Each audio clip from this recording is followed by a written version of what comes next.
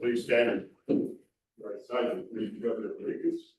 I pledge allegiance to the flag of the United States of America and to the republic for which it stands, one nation, under God, indivisible, with liberty and justice for all.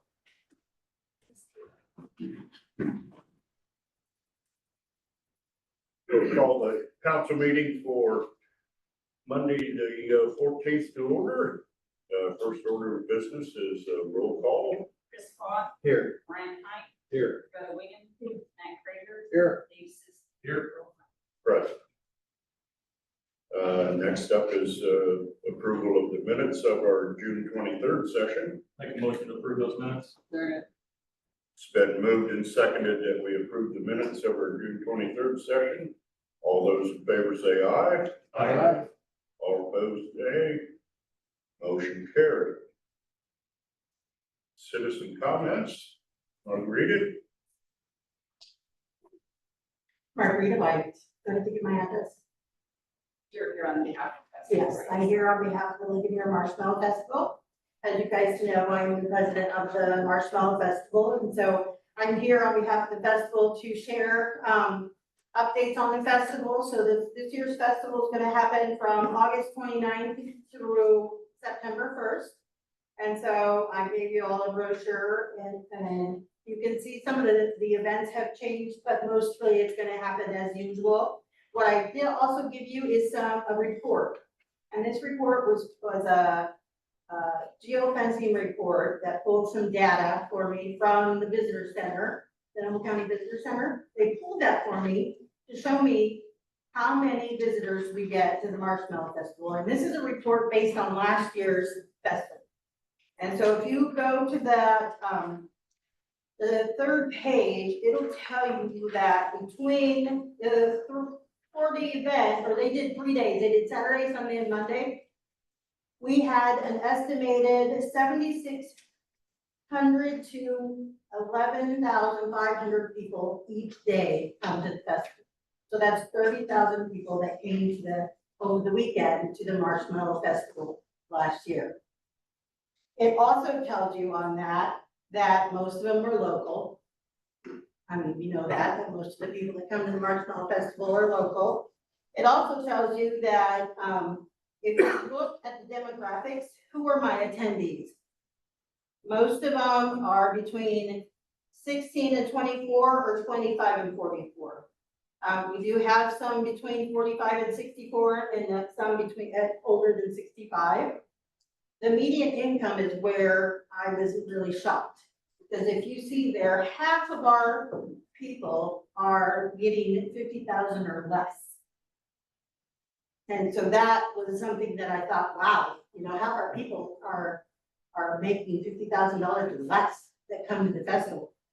And so, and then the household, there's only like half of them are a 1 to 2 person household. So that income also makes sense to me because that would be one person working, right?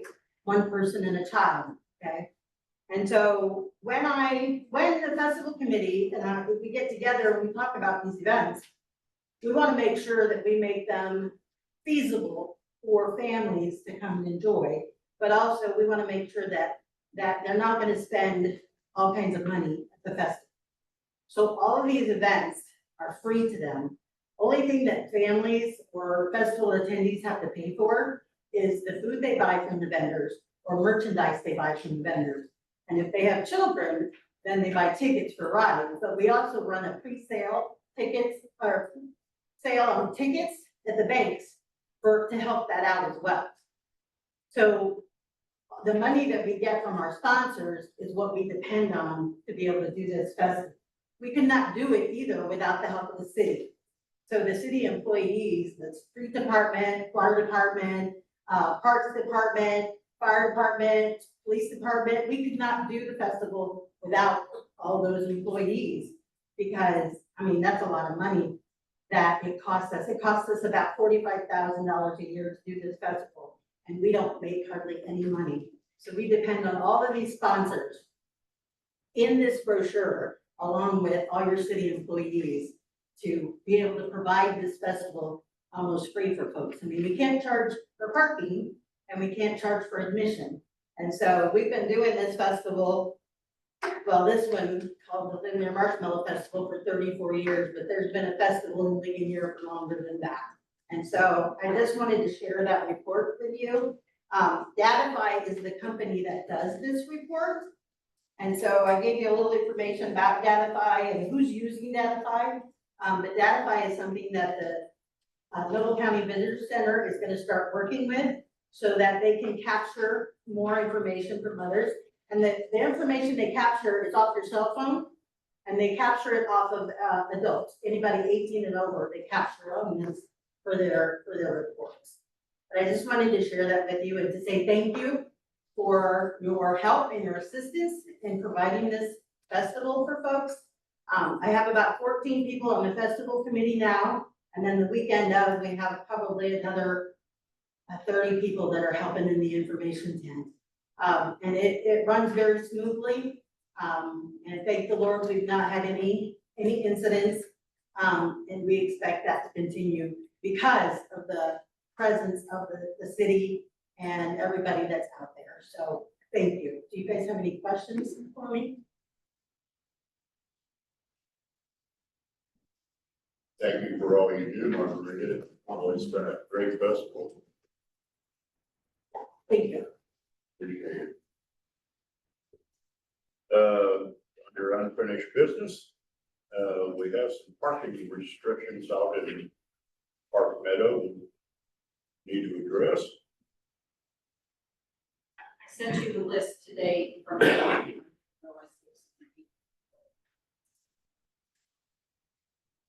The question that was brought up was the parking out in the new housing addition, blocking the street sometimes where garbage trucks couldn't get through. Emergency vehicles would have trouble getting through that much traffic parked along curb on both sides. So we decided to Mike Burdett broke down where we need to put up signs and that kind of thing.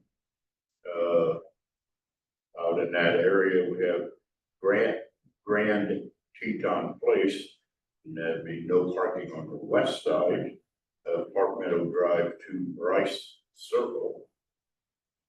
On Bryce Circle, we'll have no parking on the south side from Grand Teton Place to Park Meadow Drive. And Zion Hill Road, no parking on the east side from Bryce Circle to Jennifer Drive.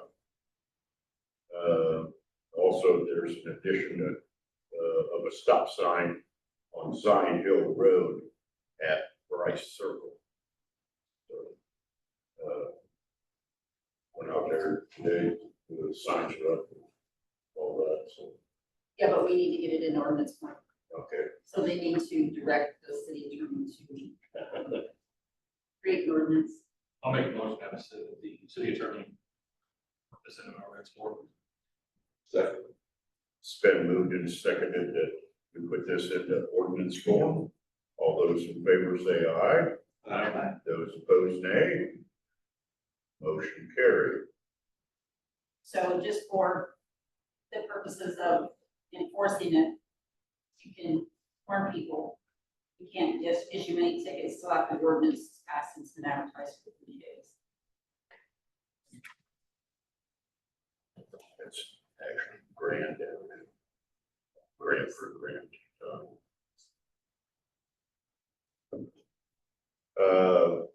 Next up, we have a few comments from Mr. Doug Stuckey from Northeast Indiana Solid Waste to help us maintain our compost site and make it better.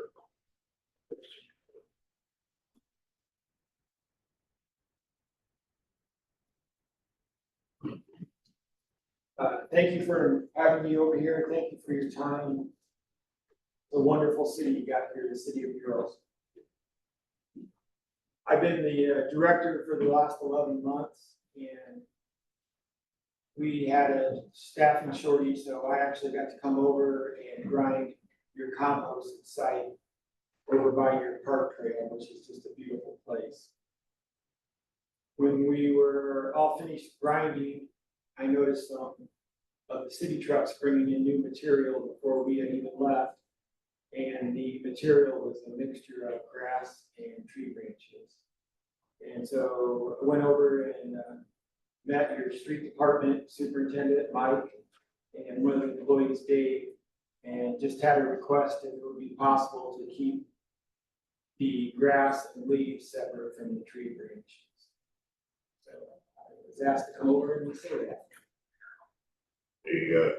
We discussed that a little bit, found it hard to keep that separated when the guys go out on the streets to pick that up along the curb. Tree branches and grass is all mixed together. And, they pick it up, put it on the truck, and take it out there and dump it.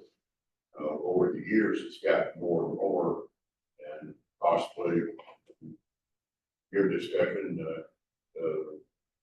it's gotten too much. So I brought some pictures, and anybody's more than welcome. It's a big, huge, beautiful machine, about $750,000 awesome. So it takes some big screens to change in the machine to run the different products. And I think it must be a unique situation that you have here in the city of Murals, where it's the curbside is picking up the grass and the tree branches. And if it can't be separated, it can't be separated. So that's a picture that I took today where we're grinding. That's your machine finishing up your lot a couple of months ago. And, Probably slow that down. and that's the picture of your compost when we were done. So you can see the mixture of leaves and tree branches.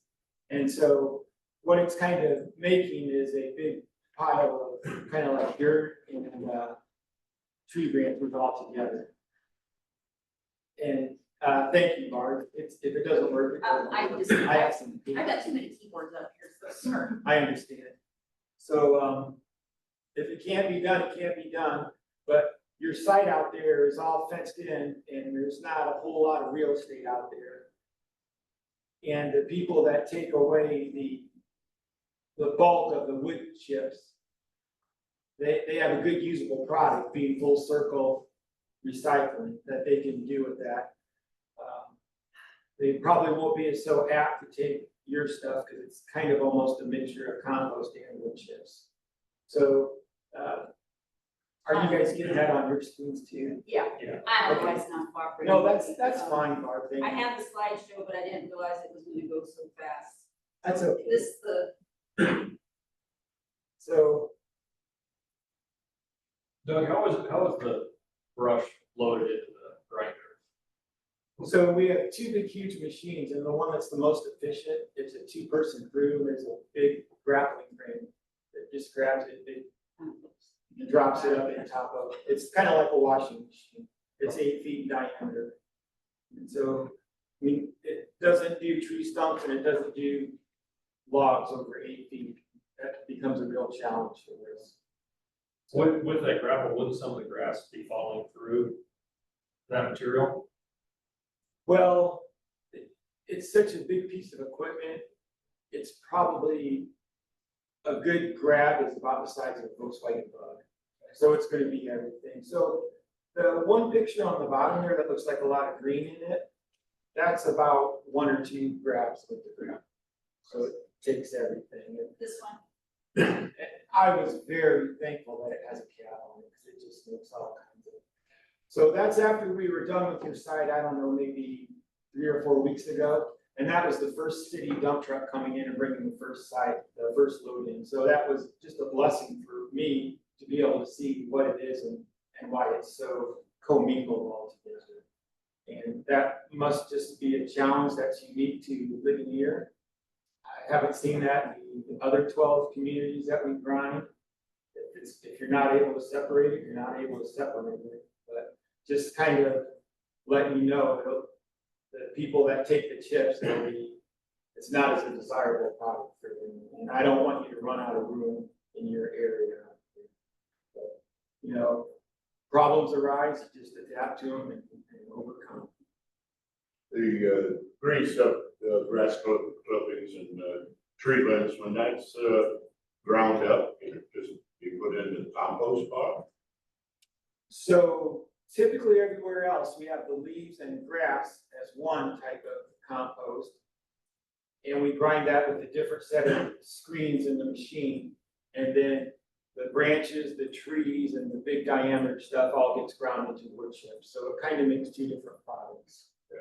But when it's brought in like that, say, they created an area out there that they just bring what they collect off the street. Most of it will be grass and small tree limbs. Can that be a pile, so to speak, by itself? And If you wanted to make a third pile, if you had the room, I guess we could. Typically, a lot of times these big, huge piles, most of it comes right from the apartments within the city. I mean, the public brings stuff too, and people tend to always get confused and make mistakes, but yeah. So you would kind of end up with, looks kind of like, it's not the proper word to use, but it looks like a pile of black dirt that's infused with a whole lot of wood chips. Was what would be the end product of grinding that. And the machine doesn't really, the machine wants to grind one or the other, hence why we put the different screens in. And in one of those pictures, you can see what the screen looks like for grass and leaves.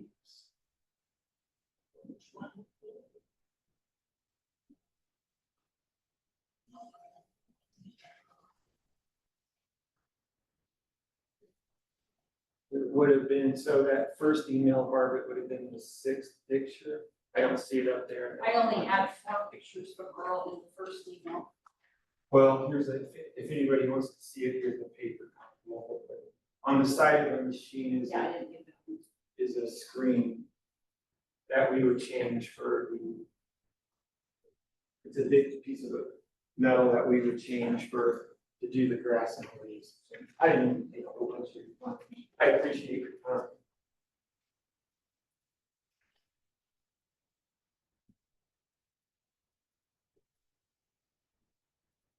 so really what we need to do is try and keep those, what we pick up off the street a lot of times, say, small tree branches, grass clippings.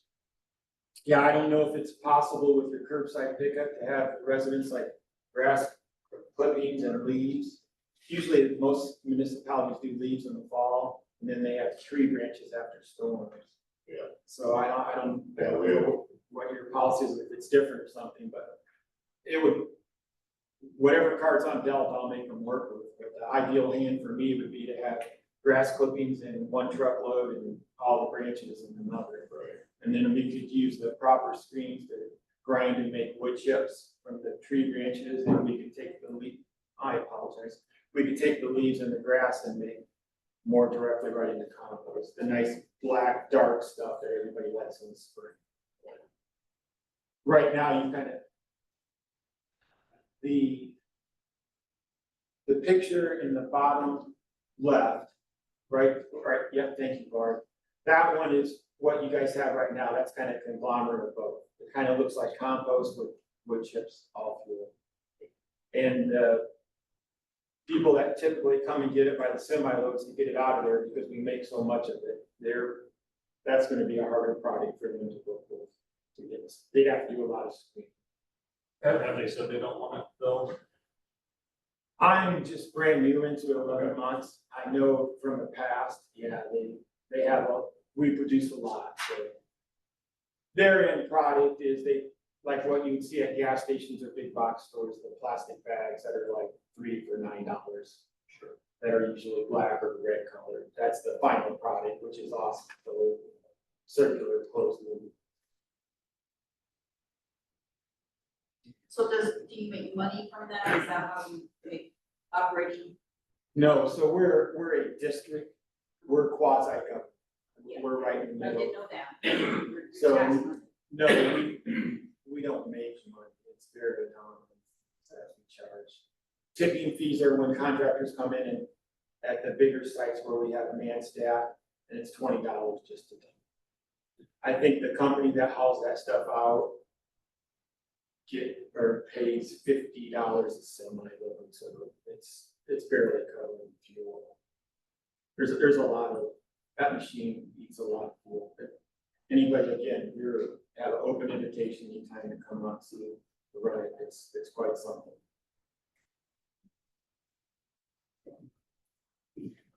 Doug, I just don't think we can, I don't think we can take away services for our residents, right? They're used to getting curbside grass pickup, just like they are curbside brush pickup. I can't, I would love to be able, if it helps, to be able to separate it, but I also know that's a manpower thing that we're dealing with within the city. That's easy on paper, but not easy in implementation. I hear what you're saying about compost, right, and building up, but I'm guessing this has been a problem for a while. I'm assuming, but we haven't had a problem getting rid of the pile up through now. If we were to get information out to the residents and ask them to keep it separate on the curbside, Mike's not here, but I don't know, would that make a difference that when they're picking up, they could Well, do based on grass our and, discussion last time, it would require the crew to go around twice. but he said they're making 3 trips a weekend. So this day they take this And he and that said next day, that would, He said 2 times, especially for grass, so if it was such a thing that we could do. today they're picking Some, up sticks, tomorrow they're picking up We can't grass. speak for Mike, he's not here. Tuesday and Thursday we get grass, Wednesday we get fruit. If We there's could a try difference, that. Yeah. We could just make an effort to at least try to do something, I would think. Not being able to speak for Mike, I don't know what they have, I know they have limited staff, but.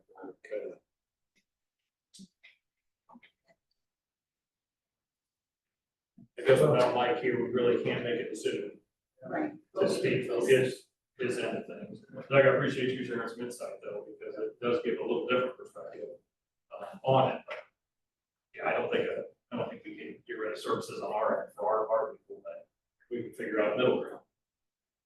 I'm for that. Yep, we're here to serve everyone in the district, all the communities. Yeah, so thank you for letting me talk and share some of the challenges and thank you for putting all that up there, especially Barb for doing that for me. Yeah, Thank you, Doug. my pleasure. Thank you.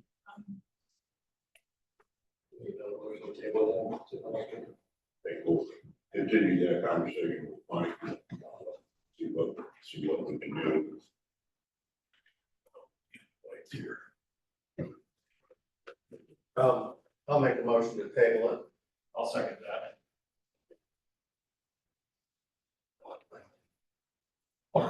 Been moved and seconded that we table discussion on the compost site for right now.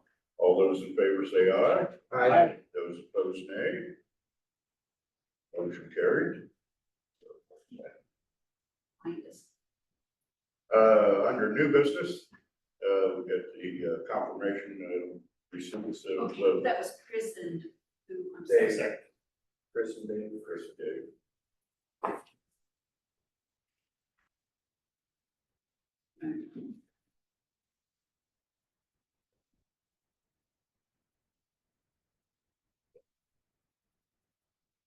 Now we have confirmation of our receipts and investments. Received. Fund and reconciliation report for June, so I emailed that to you in the packet, so I'll just review the minutes that you are confirming that you received it. We have confirmed that. Next up on the agenda is the claims register approval. I'll make a motion to approve the claim register. Second. It's been moved and seconded that we approve our claims register. All those in favor say aye. Aye. Those opposed, nay. Motion carried. Board members, Gail. Nothing. Gary, I have nothing. Ben, Nothing. Elroy, I don't have anything. Matthew, Nothing. I have nothing. Chris. Nothing. Dave. Loretta. Barb. Just got the initial notification that the, audit, will be done sometime within the next 6 months. So getting prepared, everything prepared for the state board for that, and I'll have it by the end of the week. Laura. Had a lot going on the last few days. Over the Saturday, we had our food giveaway, at the old fire station. It really went smooth, I thought.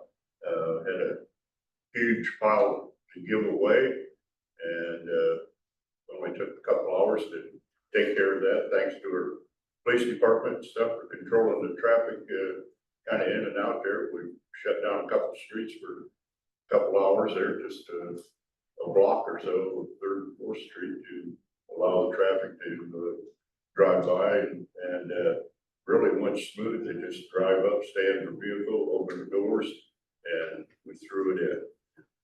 We had approximately, I think, 7 or 8 different groups out there.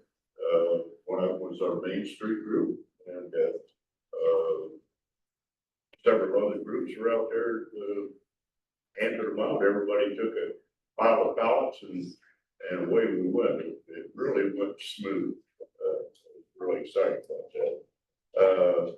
Also today, Elroy and I went down and got the tour of the new mill, and give them their certificate of occupancy.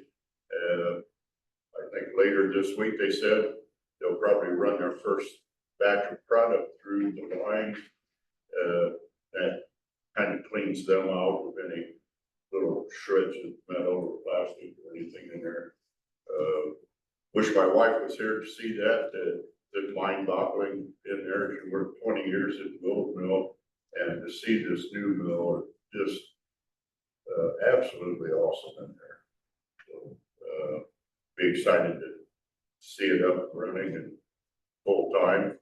I think their plan was to get that up and running for 6 months or so, and then slowly phase out the old mill and eventually tear that down. So it was a really, it was just plain mind-boggling. Yeah. So, that's about all I have this evening. Entertaining motion for adjournment. So move. Second. It's been moved and seconded that we adjourn. All those in favor say aye. Aye. Those opposed, nay. Motion carried.